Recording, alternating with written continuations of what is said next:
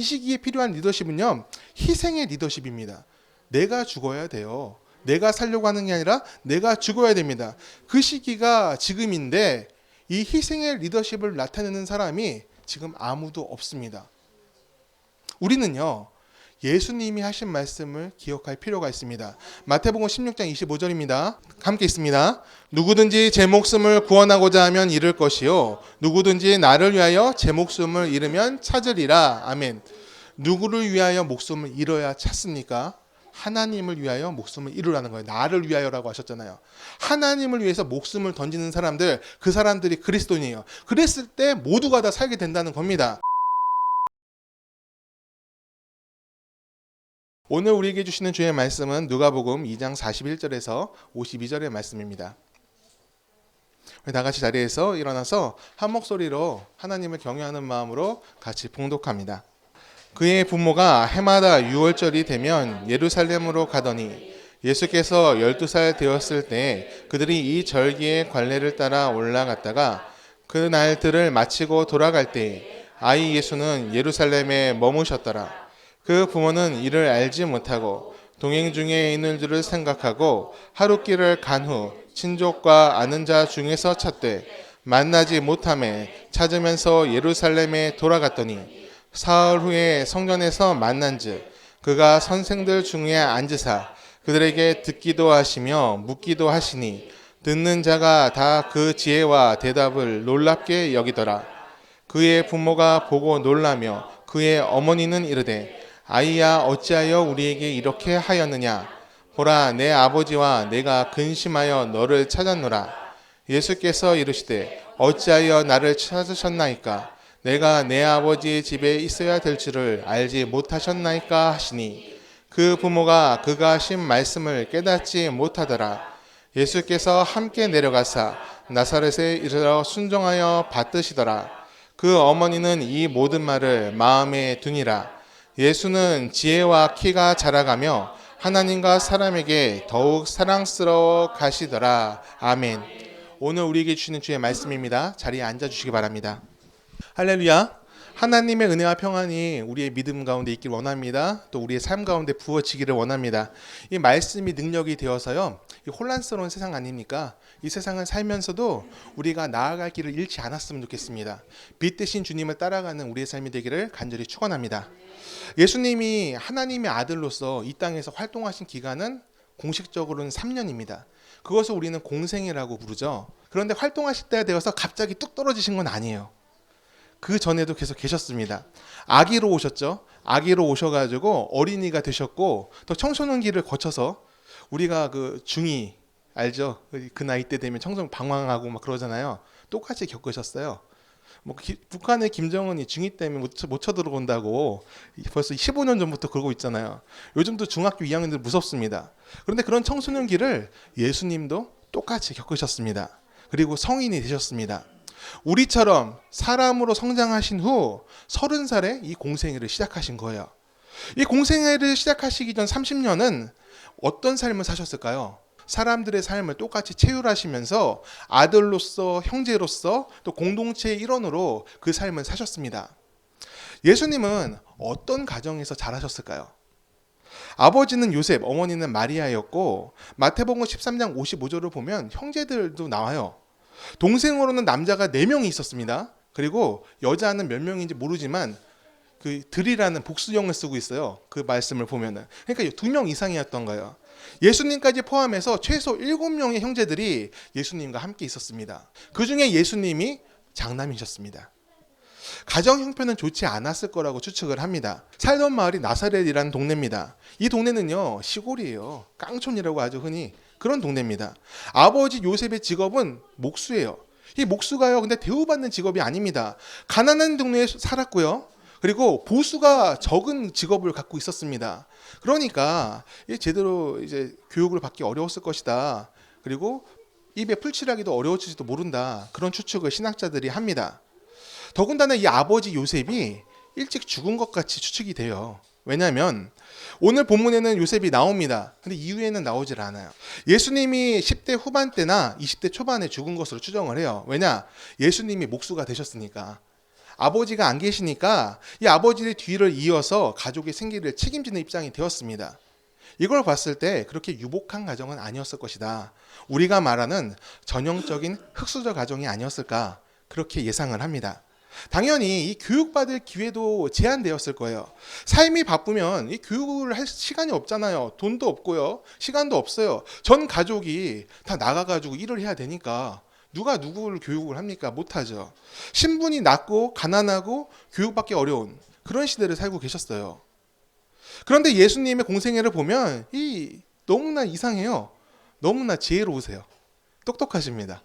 말도 너무 잘하시고 그리고 예화도 너무 기가 막히게 하시고 역사와 식견과 사람과의 대화 그리고 위로하시는 말과 시대를 잇는 관점이 탁월합니다. 하나님의 아들이시니까 그냥 타고나신 것일까? 성령께서 함께 하시니까? 할렐루야? 예, 그럼 뭐 할 수 있죠. 제가 아는 어떤 친구들은 그 방언을요 영어로 받았어요. 영어로 해요, 영어로. 중학생, 지금은 좀 나이 좀 있네요. 중학교 때 받았대요. 이렇게 하면 다 부러워합니다. 야, 영어 공부 안 해도 되는 거 아니야? 근데 부러워할 거 없어요. 영어로 하긴 하는데 뭔 말하는지 몰라, 본인들이. 본인들이 뭔 말하는지 몰라요. 듣고 나서 영어로 하고 있네? 이렇게 얘기하는 경우가 있습니다. 어쨌든 성령께서 임하시면은 지혜로울 수 있습니다. 그리고 능력을 발휘할 수 있습니다. 그런데요, 예수님의 지혜는요, 물론 성령께서 주신 것일 거라 생각을 합니다. 그런데 예수님의 속성을 보면 다른 것도 있는 것 같아요. 뭐냐? 예수님은요, 참 사람이시고 참 하나님이십니다. 그렇죠? 하나님이시면서 사람이세요. 그러면 사람의 속성이 그 안에 있다는 겁니다. 어릴 때부터 자라면서 우리는 다 배웁니다. 그렇죠? 말도 배우고 그리고 생활하는 것도 배우고 걷는 것도 배우고 다 배우지 않습니까? 예수님도 그 성장 과정을 거치셨어요. 저는요, 어머니 마리아를 좀 주목하고 싶습니다. 그녀는 어떤 마음으로 예수님을 낳고 예수님을 길렀을까요? 어머니로서 그 역할을 충분히 한 것 같아 보이는데 어떻게 예수님을 양육을 했을까요? 하나님의 아들이니까 알아서 잘 크겠지, 성령께서 지키시겠지, 방임했을까요? 방목. 아니죠. 자기 뱃속에서 나온 아이인데 어떻게 그거를 방목을 해요? 하나하나 다 챙겼겠죠. 최선을 다해서 교육했을 것이다. 전 그렇게 생각을 합니다. 그 증거가요, 성경에 간접적으로 나옵니다. 우리 41절 말씀 한번 읽어볼까요? 41절 우리 함께 있습니다. 그의 부모가 해마다 6월절이 되면 예루살렘으로 가더니. 아멘. 유대 남자들은요, 3대 절기에는 예루살렘에 가야 됩니다. 그 3대 절기 중에 한 번은 꼭 가야 돼요. 1년에 한 번은 가야 돼요. 그 절기가 무교절, 칠칠절, 초막절입니다. 그 절기에 3번 다 가면 좋고 그래도 못해도 한 번은 가는 것을 종교적인 의무로 생각을 했습니다. 한 번은 예루살렘 성전을 찾아가서 거기서 나의 이름으로 예물을 드리는 거, 그것을 굉장한 큰 영광이고 은혜로 생각했던 거예요. 그래서 그 절기가 되면요, 예루살렘에는 사람들로 가득했어요. 예수님의 십자가에 달려 돌아가실 때가 6월절 아닙니까? 그때 무교절 중에 한 날이잖아요. 그날에 그래서 사람이 그렇게 많던 거예요, 거기에. 그런데요, 이렇게 1년에 한 번 이상, 3번 다 가면 더 좋고, 이렇게 예루살렘을 찾아간다는 거, 이게 말처럼 쉬운 일이 아닙니다. 지금처럼 이렇게 교통이 발달한 시대 아니잖아요. 차가 있습니까? 뭐가 있습니까? 어려워요. 그리고 사람들이 여행을 할 만큼 풍요로운 시절이 아닙니다.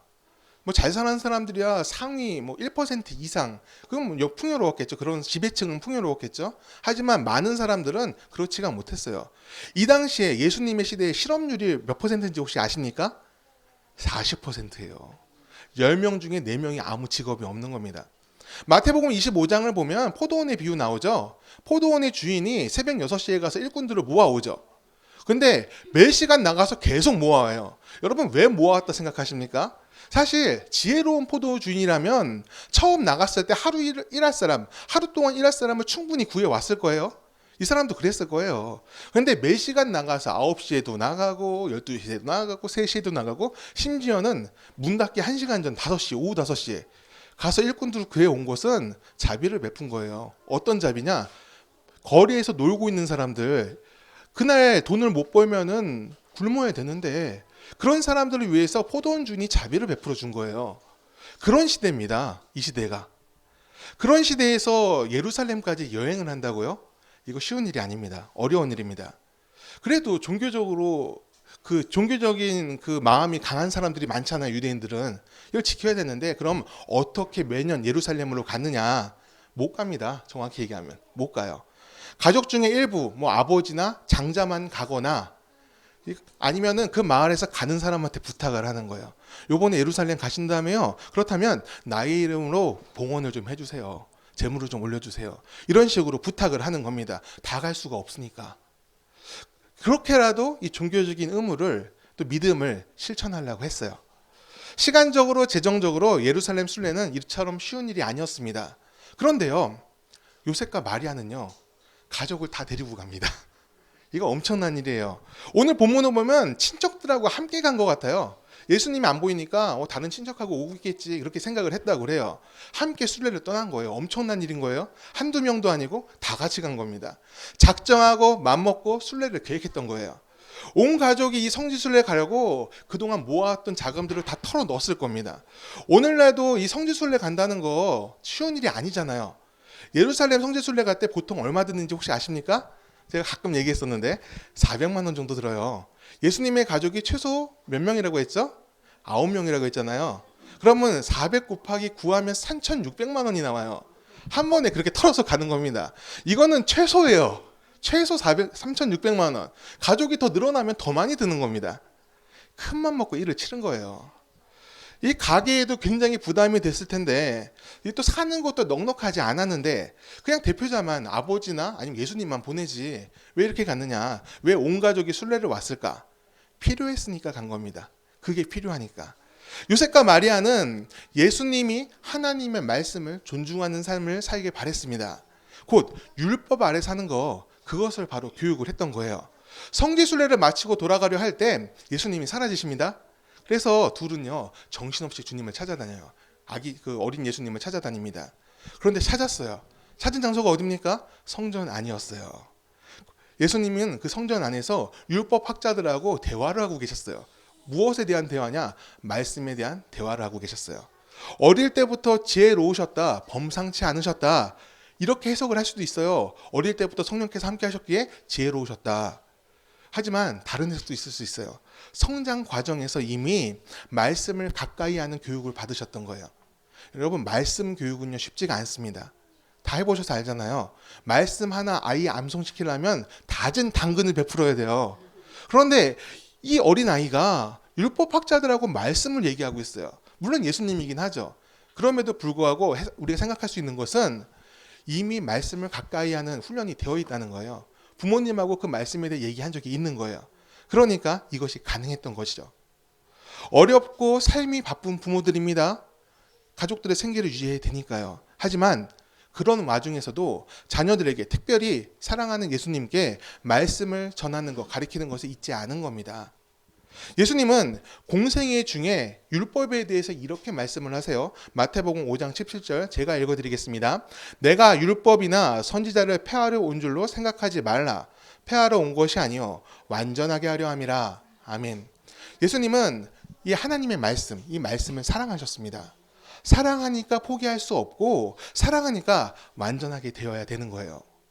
성경에 기록된 모든 말씀은 그 양이 사실 방대하죠. 굉장히 많잖아요. 성경 총 66권 아닙니까? 사실 이것도 줄인 겁니다. 외경이란 것이 또 있어요. 그것까지 합치면 더 많아집니다. 근데 이 모든 말씀, 이 너무나 달라 보이는, 시대도 다르고 다른 모든 것을 다르게 얘기하고 있는 이 말씀이요, 모든 것이 한 가지에서 모입니다. 어디로 모입니까? 예수 그리스도로 모여요. 그래서 우리는 성경의 내용을 어떻게 부릅니까? 구속사라고 불러요.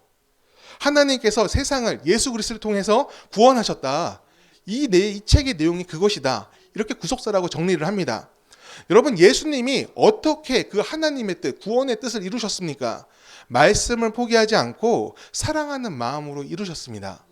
한 점 이력도 바꾸지 않는다. 난 그 말씀을 완전히 이룰 것이다. 우리 주님이 하신 말씀이에요. 어릴 때부터 말씀을 가까이 함으로 이 몸으로 체득하신 겁니다. 여기서 요셉과 마리아의 공로가 있는 겁니다. 아이들의 신앙교육은요, 굉장히 중요합니다. 교육을 통해서 우리 신앙이 아이들한테 전달이 됩니다. 믿음이 계승되고 하나님의 뜻이 이 삶에서 전달이 돼요. 신앙교육은요, 세 가지가 함께 가야지 성공을 합니다. 첫 번째는 무엇을 가르칠 것인가, 이게 분명해야 돼요. 이 교육 계획이라고 하죠. 주로 교회에서 많이 만들죠. 신앙을 어떻게 전달할 것인가. 커리큘럼이라고 해서 만듭니다. 제가 초등부 사역을 할 때 그때 같이 계셨던 분도 계신데 그때 초등부에서 기억하실지 모르겠어요. 사역할 때 3개년 계획을 세웠어요. 어떤 거냐? 한 해는 인물사를 하자. 다윗, 뭐 모세 이런 사람들 갖고 몇 주씩 애들하고 하자. 어린아이들 4, 5, 6학년 그 애들한테 하기로 했어요. 둘째에는 예화를 갖고 하자. 예수님이 삭개오 만난 얘기들 있지 않아요? 그런 예화들을 갖고 한 해를 설교해 보자. 그리고 마지막 해는 시대사를 한번 해보자. 창세기로 시작해서 구약 쫙 가서 스토리식으로 해가지고 요한계시록까지 가보자. 이걸 했어요. 괜찮죠? 예, 다 못했어요. 근데 중간에 잘렸어. 초등부에서 계속 있어야 되는데 중간에 그 담당한 담임 목사님이 저를 고등부로 올려버렸어요. 그래서 중간에 못했는데 2년은 했어요. 2년은 했는데 그게 효과가 있어요. 아이들이요 똑똑합니다. 그러니까 가르치면요 기억을 해요. 기억을 해가지고 그것을 어릴 때 기억하면 계속 기억하잖아요. 그게 되더라고요. 근데 중요한 거는요 교육 계획이 없으면 안 된다는 거예요. 무엇을 가르칠 것인가 분명히 있어야 됩니다. 두 번째가 있어요. 누구를 만나게 해줄 것인가. 이건 교회와 부모가 같이 고민을 해야 되는 거예요. 이 아이들이 누구와 함께 하느냐 그거에 따라서 인생이 달라질 수 있어요. 교회 학교 교사 중요합니다. 어떤 사람이 교사를 하느냐 굉장히 중요해요. 또 멘토 같은 사람이 붙어주면 너무 좋아요. 따라갈 만한 본인이 되니까. 그리고 그 멘토는요 하나님을 향한 열정과 사랑이 깊은 사람, 신앙의 대가였으면 너무나 좋겠습니다. 성경에서 그런 예가 있어요. 다윗은요 사무엘을 만났어요. 그리고 엘리사는 엘리야를 만났습니다. 그리고 예수님의 12제자는 예수님을 만났잖아요. 예, 그들은 놀라운 만남 가운데서 하나님의 사람으로 성장해 갔습니다. 그런 만남이 우리들의 아이들한테 있었으면 좋겠습니다. 근데 이 반대도 있어요. 구약 성경에서요. 특히 열왕기에서 굉장히 믿음 좋은 왕들 많이 안 나오잖아요. 그 중에 인정받는 왕들 몇 있습니다. 그 중에 으뜸은요. 저는 히스기야라고 생각을 해요. 그런데요. 역설적으로요. 가장 최악의 왕은 누굴까요? 히스기야. 가장 믿음이 좋던 히스기야의 아들 므낫세. 이 사람이 최악의 왕이라고 그래요. 유다는 이 사람 때문에 이 왕 때문에 므낫세 때문에 망했다. 성경에 그렇게 기록될 정도로 최악이에요. 제가 아는 어느 목사님이 이런 얘기를 했어요. 히스기야가 므낫세를 교육을 제대로 안 시킨 것 같다. 모르죠. 그건 성경에 나오지 않으니까. 그런데 한 가지 얘기를 하더라고요. 이사야를 만나게 해줬으면 좋았을 것이다. 이사야를 스승 삼게 해줬으면 좋았을 것이다. 그런 얘기를 했어요. 근데 이 므낫세가 이사야를 죽여요. 톱으로 켜서 죽었더라. 전승에 따르면 그렇습니다. 만일에 이사야가 스승이 되었더라면 그리고 멘토가 되었더라면 그런 끔찍한 일도 안 생겼을 뿐더러 배운 대로 살지 않았을까. 이사야라면 할 수 있지 않았을까. 그런 얘기를 합니다. 가설이긴 하지만 므낫세가 좋은 사람을 못 만난 건 사실이에요. 멘토를 못 만났습니다. 그래서 자기가 좋은 대로 하다가 우상 속에서 뭐 전쟁이 크게 져서 잡혀가기도 하고 그러면서 나라가 망국의 길로 들어서고 말았어요. 사람이 누구를 만나느냐, 특히 성장기에 누구를 만나느냐, 그것은 너무나 중요합니다. 좋은 만남이 우리들 아이들 가운데 또 우리들 가운데도 있었으면 좋겠습니다. 또 세 번째, 마지막 진짜 중요한 게 하나 더 있어요. 신앙교육에서 중요한 마지막 세 번째는 부모입니다. 부모로서 무엇을 전해줄 것인가, 우리 아이들한테 내가 무엇을 전할 것인가 굉장히 중요해요. 가장 영향력이 크기 때문에 그래요. 유대 교육법을 보면요, 유대인들 부모들이 특히 어머니가 어린아이들을 교육할 때 보면은 잠자기 전에 또 삶에서 시간 날 때마다 아이들 앉혀놓고 말씀을 펴서 읽어준다고 그래요. 근데 이제 그 말씀을 아이들이 외운다고 하더라고요. 듣고 외운 말씀 그러더라고요. 그러면서 아이들의 IQ가 높은 이유가 거기에 있다 누가 그러는데 그거 다 부질없는 얘기. IQ 상관없어. 그게 중요한 게 아니라 그 부모들이 왜 말씀을 읽어줬냐는 겁니다. 이게 더 중요한 거예요. IQ 높이려고 말씀 읽어준 거 아닐 거잖아요. 하나님을 경외하게 하려고 말씀 읽어준 거예요. 하나님을 잊지 말고 살아줬으면 좋겠다. 나의 하나님이 너희 하나님이 되었으면 좋겠어. 그 마음으로 간절한 마음을 담아서 그 말씀을 읽어줬던 거예요. 하나님을 경외하는 그 부모의 마음이 그렇게 아이한테 흘러갑니다. 그리고 그 아이가 하나님의 사람으로 자라게 됩니다. 예수님처럼 우리 아이들을 사랑하는 우리들이 되었으면 좋겠습니다. 그리고 그 사랑의 마음으로 말씀을 전할 수 있는, 복음을 전할 수 있는 우리 믿음 되기 바랍니다. 우리 교회 아이들 있잖아요. 이 아이들 다 남 아니잖아요. 그렇죠? 저희 아들도 저희 아들만은 아니었으면 좋겠어요. 여러분들의 가족, 우리 다 믿음 안의 가족이니까 말씀으로 항상 기도해 주시고 은혜 주셨으면 좋겠습니다. 우리 아이들이 우리의 모습을 보고 하나님의 사람으로 자라갈 줄 믿습니다. 자, 우리가 아이들이 하나님의 사람을 자라나길 원한다면 우리가 그 사랑하는 모습을 나타냈으면 좋겠습니다. 그럴 수 있다면 우리 아이들이 예수님처럼 자라는 것을 보게 될 거예요. 우리 49절 말씀 한번 읽어보겠습니다. 49절 함께 있습니다. 예수께서 이르시되 어찌하여 나를 찾으셨나이까? 내가 내 아버지 집에 있어야 될 줄을 알지 못하셨나이까 하시니. 아멘. 예수님은 이 하나님을 아버지라고 부르시죠. 아들이니까 이게 아버지라 부른다, 이게 당연한 거긴 한데, 이게 맞아요, 당연한 거예요. 하지만 이 사람에게는 당연한 건 아니에요. 이 당시에는요, 하나님을 그 여호와가 하나님 이름이잖아요.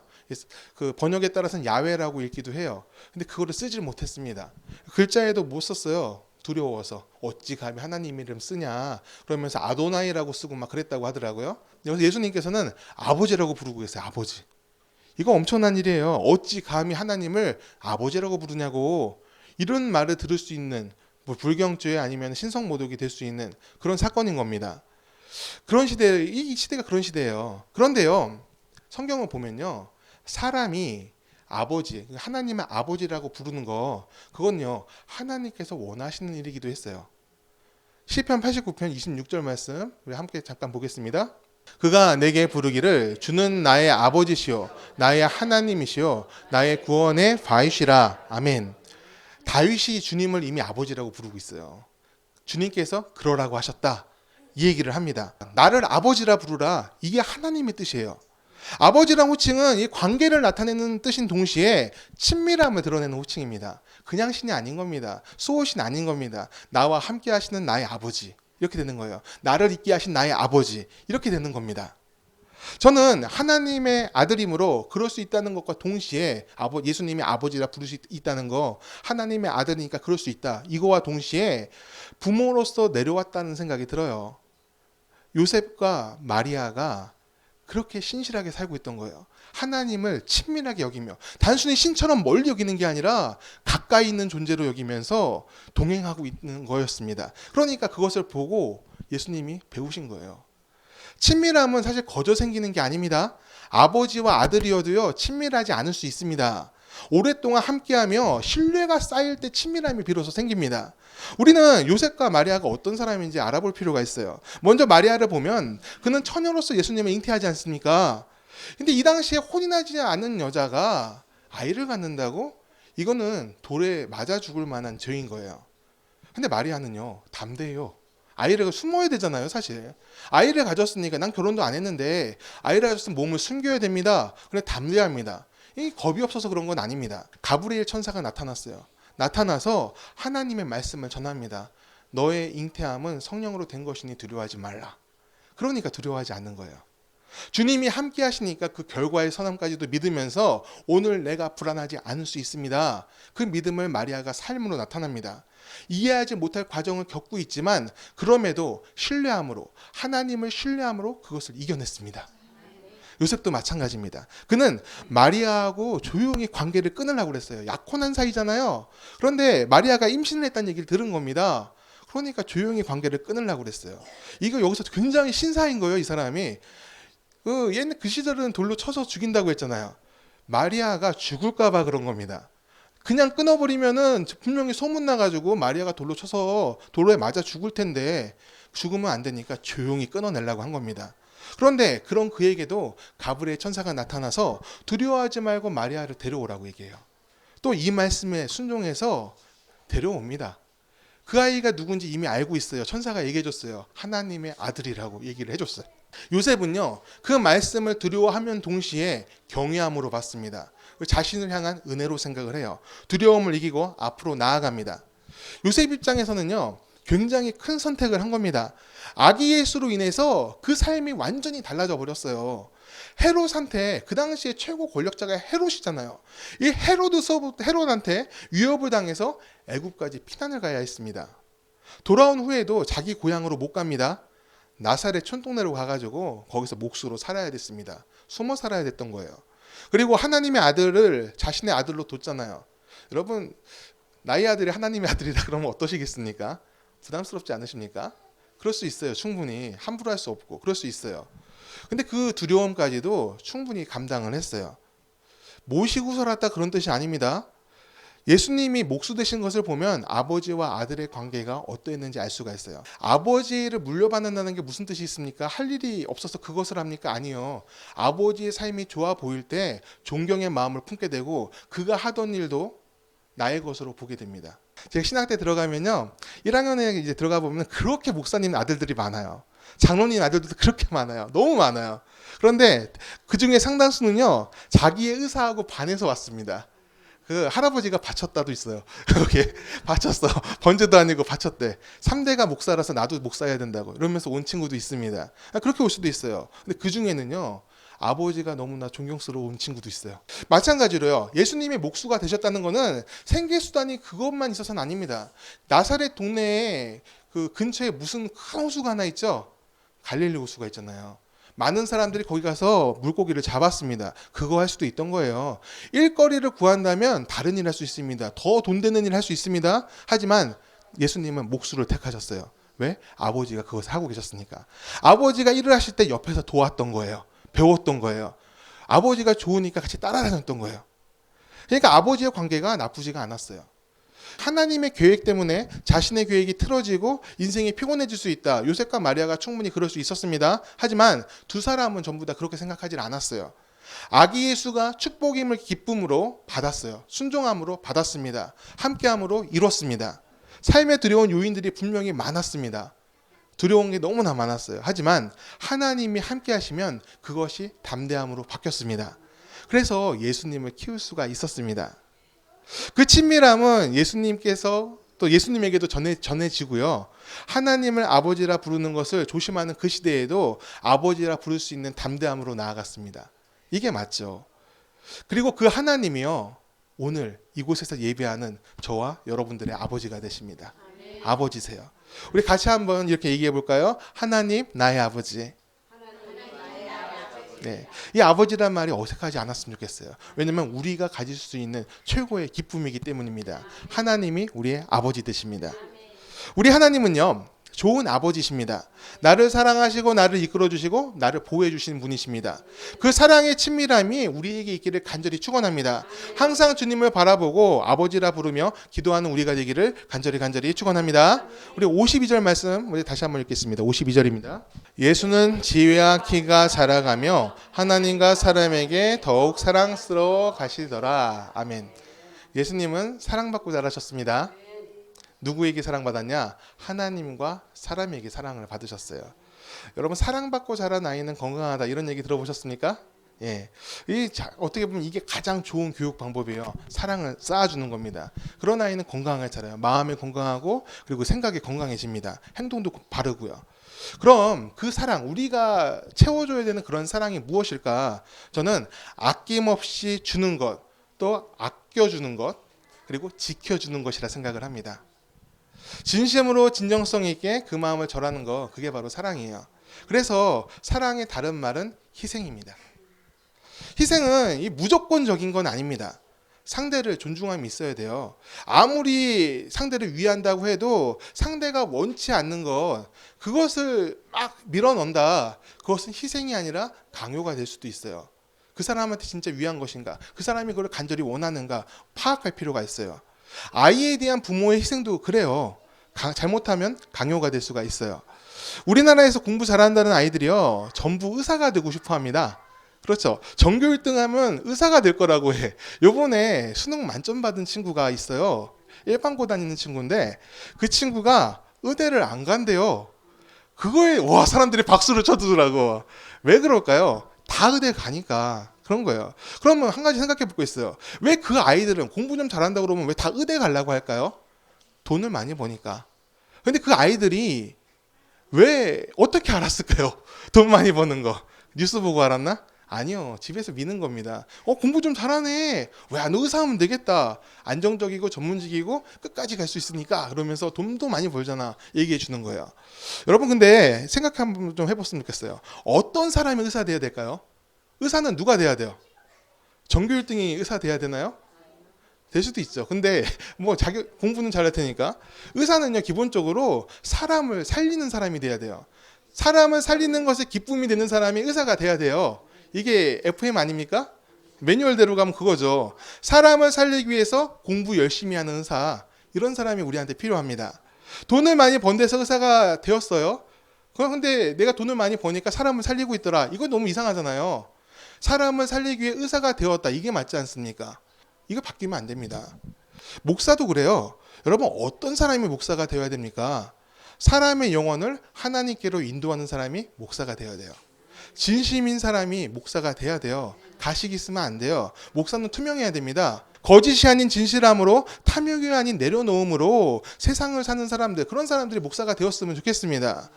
왜 그래야 되냐? 사람들은 목사를 통해서 하나님을 보려고 하니까. 많이 그러지 않습니까? 사람을 통해 보면 안 된다고 하지만 여기 제가 서 있잖아요. 그래서 제가 이게 말씀 전하고 있잖아요. 그렇다면 조금이라도 하나님의 모습을 보여줄 필요가 있는 겁니다. 그러기 위해서 그 직분에 맞는 합당한 사람이 목사가 되어야 됩니다. 저는 목사라는 직분은 직업적 소명이라 생각을 해요. 뭐냐? 무력의, 지위의, 세상의 유익을 추구하는 사람이 되면 안 된다. 이게 소명이라 생각을 합니다. 목사가 돼서 이상한 소리 하면요, 여러분 저한테 뭐라고 해주셔야 돼요. 그렇죠? 잊지 마시고 하셔야 돼요. 그런 일 뭐 안 생길 거 생각하지만 정신 차리라고 얘기를 해야 돼요. 왜냐하면 그 길로 가면 뭐가 있는지 우린 다 아니까요. 하나님의 심판과 질책이 있을 뿐이에요. 옳지 않습니다. 예수님은 낮은 곳으로 향하셨습니다. 그렇다면 목사의 직분을 가진 사람들도 낮은 곳으로 가야 되는 거예요. 주의 말씀을 전하니까. 여러분, 근데요, 제가 방금 얘기한 것들이 비단 목사만의 문제가 아닙니다. 우리 모두가 예수님께 속한 사람들입니다. 그렇다면 우리는 예수님의 형상과 향기를 나타내는 사람이 되어야 됩니다. 예수님이 우리의 모습을 통해 보여야 돼요. 우리 모두가 그리스도인이니까. 한 주 동안 이 엄청난 일이 있었습니다. 비상계엄 사태로 온 나라가 시끌시끌합니다. 지금도 계속 진행형이죠. 사건을 지켜보면서 저는 사실 너무나 안타까웠어요. 뭐가 안타까웠냐? 이 수습해야 될 사람들이 너무나 주판안을 튕기고 있어요. 계산을 너무 해요.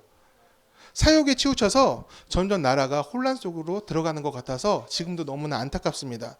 국가의 리더십을 가진 사람들은 국가와 국민들을 걱정해야 돼요. 걱정하고 그들을 위해서 선택을 해야 됩니다. 그런데 이 사람들은요, 손에 쥔 권력을 놓치지 않기 위해서, 아니면은 자기가 피해볼까 봐 두려워가지고 올바른 선택을 하지 못하는 것 같아요. 이 세상에서 계속 상대를 비난하고 있고 반성도 하지 않습니다. 너 때문에 그렇게 됐다고 얘기를 하고 있어요. 본인들한테 책임이 있는 건데 너 때문에 그렇게 됐다고 얘기하고 있어요. 이 시기에 필요한 리더십은요, 희생의 리더십입니다. 내가 죽어야 돼요. 내가 살려고 하는 게 아니라 내가 죽어야 됩니다. 그 시기가 지금인데 이 희생의 리더십을 나타내는 사람이 지금 아무도 없습니다. 우리는요, 예수님이 하신 말씀을 기억할 필요가 있습니다. 마태복음 16장 25절입니다. 함께 있습니다. 누구든지 제 목숨을 구원하고자 하면 잃을 것이요, 누구든지 나를 위하여 제 목숨을 잃으면 찾으리라. 아멘. 누구를 위하여 목숨을 잃어야 찾습니까? 하나님을 위하여 목숨을 잃으라는 거예요. 나를 위하여라고 하셨잖아요. 하나님을 위해서 목숨을 던지는 사람들, 그 사람들이 그리스도인이에요. 그랬을 때 모두가 다 살게 된다는 겁니다. 우리는 하나님의 공의가 어디에 있는지 분별할 수 있어야 돼요. 삶의 방향이 하나님을 향해 또 그리로 가고 있다면 열심히 가야 됩니다. 근데 만일이 아니라면 방향을 바꿔야 되는 거예요. 회개하는 거 두려워하면 안 돼요. 잘못했으면 잘못했다 얘기하면 됩니다. 그리고 책임을 지면 됩니다. 근데 그 책임을 안 지고 내가 쥔 것을 놓치지 않고 나는 잘했다고, 저 사람의 문제라고 하는 순간 모든 것이 틀어지고 맙니다. 나라가 잘못하면 골로 갈 수도 있어요. 우리 모두가. 지금 위기 상황이에요. 권력과 물질과 지위의 영광을 따르라는 것, 그것이 아닙니다. 손에 쥔 것이 아니라 바른 길을 볼 수 있어야 돼요. 예수님께서 하늘의 영광 대신 땅의 고난을 택하신 것은 그것이 공의였기 때문입니다. 하나님의 의로움이 거기이기 때문에 하늘의 영광보다 땅의 고난을 택하셨어요. 하나님께서 희생의 공의를 두셨고 예수님은 그 공의를 위해서 자신을 희생하셨습니다. 우리는 그 공의를 따른 희생을 사랑이라 불러요. 사랑은요, 방향이 너무나 중요합니다. 우리의 사랑의 방향이 항상 하나님을 향해 있길 바랍니다. 그리고 하나님께서 우리를 그렇게 사랑하셨던 것처럼 세상을 품을 수 있는 사람, 세상에서 희생할 수 있고 바른 말을 전하면서 우리가 가야 될 길을 기꺼이 품을 수 있는 그런 믿음의 길을 갈 수 있기를 간절히 축원합니다. 오늘 시간 우리 찬양하고 같이 기도했으면 좋겠어요. 생각보다 설교가 좀 길어졌어요. 10분 정도. 근데 꼭 이 말을 전하고 싶었어요. 지금이 기도해야 될 때예요. 그리고 누구 탓하기보다는 우리 기도를 통해서 하나님께서 선한 리더를 세워줬으면 좋겠습니다. 예, 희생하시는 사람, 또 사랑하시는 사람, 고난까지도 감당할 수 있는 사람, 그런 사람이 지도자가 되었으면 좋겠습니다. 그리고 우리 삶에서요, 하나님의 뜻이 함께 나오길 원합니다. 스스로를 작다 여기는 거 겸손함일 수도 있습니다. 하지만 아무것도 안 하고 가만히 있는 것도 오히려 좋지 않은 걸 수도 있어요. 하나님께서 나를 크게 보십니다. 우리를 다 크게 보고 계세요. 선한 뜻을 품고 주님을 위해서 한 걸음 한 걸음 걸어 나가길 바랍니다. 내 삶을 통해서, 우리의 삶을 통해서 주의 뜻을 나타내셔서 우리가 이 찬양하고요, 같이 기도했으면 좋겠습니다. 내 평생 사는 동안 찬양합니다.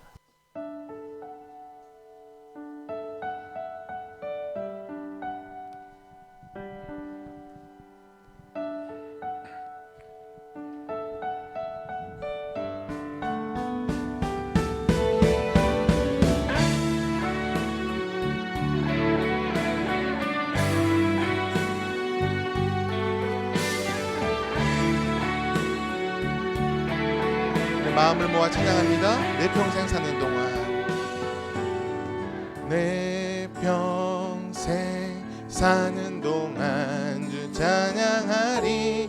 여호와 하나님 내 주를 찬양하리.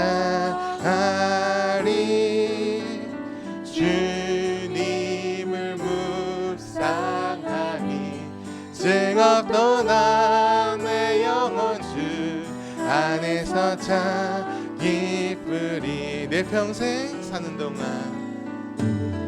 내 평생 사는 동안 주 찬양하리. 여호와 하나님 내 주를 찬양.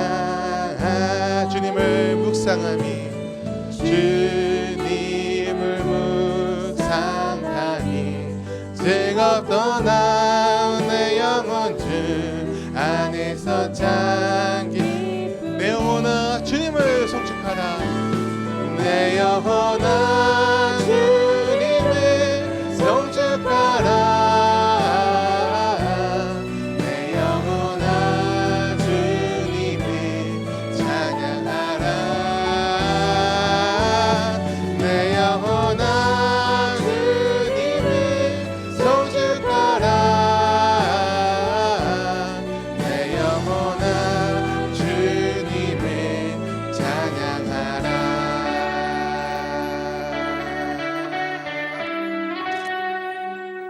우리의 삶을 통해서 하나님 영광 받아 주시옵소서. 아멘. 내 평생 사는 동안, 내 평생 사는 동안 주 찬양하리. 여호와 하나님 내 주를 찬양하리. 주님을 묵상하니 즐겁도다 내 영혼 주 안에서 참 기쁘리. 내 영혼아 주님을 성축하라. 내 영혼아 주님을 성축하라. 내 영혼아 주님을 찬양하라. 내 영혼아 주님을 송축하라. 내 영혼아 주님을 내 영혼아 주님을 송축하라.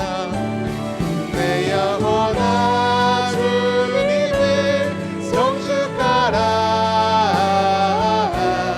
내 영혼아 주님을 찬양하라. 내 영혼아 주님을 송축하라. 내 영혼아 주님을 찬양. 다시 한번 내 영혼아 주님을, 내 영혼아 주님을 송축하라. 내 영혼아 주님을 찬양하라.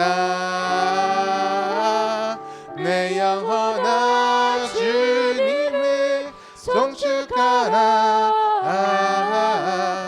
내 영혼아 주님을 찬양하라. 아멘. 오늘 우리 함께 기도합니다. 우리의 인생 가운데 하나님의 뜻이 충만하기를 원합니다. 아버지, 나의 만족과 유익을 위해 이 길을 걷지 않게 도와주시고 하나님을 위하여 나아가는 믿음 되게 도와주옵소서. 주의 공의와 주의 자비를 분별할 수 있게 도와주시고 하나님이 서 계신 곳에 우리가 함께 설 수 있게 도와주옵소서. 우리가 오늘 더 기도할 때 이 나라를 위해서, 우리나라 하나님께서 지키시는 우리나라 위해서 기도하기를 원합니다. 아버지, 긍휼을 잊지 말아 주시옵소서. 이 나라가 서로 미워하고 찢어진 나라 되지 않게 도와주시고 간절히 바라나니 아버지의 이름으로 그 사랑과 아버지 희생으로 아버지 또 그 올곧은 아버지의 그 공의로움으로 우리가 하나가 될 수 있게 도와주시옵소서. 우리 다 같이 목소리 높여서 같이 기도하여 나갑니다. 기도하겠습니다. 은혜로우신 주님 아버지, 성령께서 함께 하시기를 원합니다. 도와주시옵소서. 이끌어 주시옵소서. 우리의